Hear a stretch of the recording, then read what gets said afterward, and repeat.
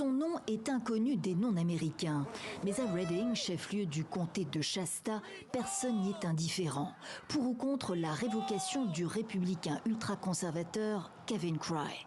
Dans cette région rurale de Californie, agitée par le complotisme électoral, le scrutin local qui se tient ce mardi 5 mars déchaîne les passions, bien plus que le Super Tuesday, scrutin national décisif pour la présidentielle de novembre aux États-Unis. Ici, on est en terre républicaine, trumpiste.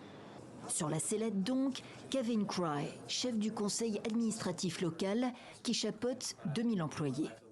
Je pose juste la question, si vous êtes sur la défensive, qu'est-ce qu'il y a derrière ? Après un an de poste élu avec une marge de 90 voix, Kevin Cray suscite beaucoup d'inquiétudes chez une partie de ses administrés. Ce qui me dérange, entre autres, c'est qu'il a fait voter un texte qui autorise le port d'armes dans tous les bâtiments publics, y compris au tribunal et dans les écoles. Et je trouve que c'est terrible.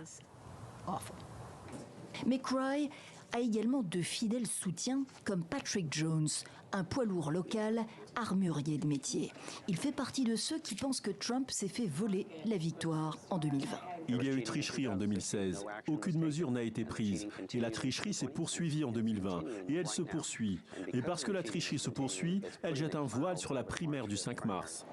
Jones a menacé de refuser le verdict des urnes si l'équipe au pouvoir n'était pas réélue. Le comptage des voix doit être manuel, dit-il. C'est bien ce que pense Kevin Cray, qui a fait adopter l'an dernier la fin des machines à voter dans le comté, au grand désarroi de la responsable des élections. Les gens ne font pas confiance au processus électoral. Et c'est frustrant. Cela me met parfois en colère.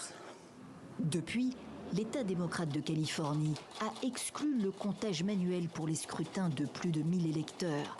Le comté s'est équipé de nouvelles machines fabriquées par une autre entreprise que Dominion. La société canadienne qui a fait condamner la chaîne de télévision Fox News avait été au centre d'une campagne de désinformation massive sur la sécurité du vote en 2020.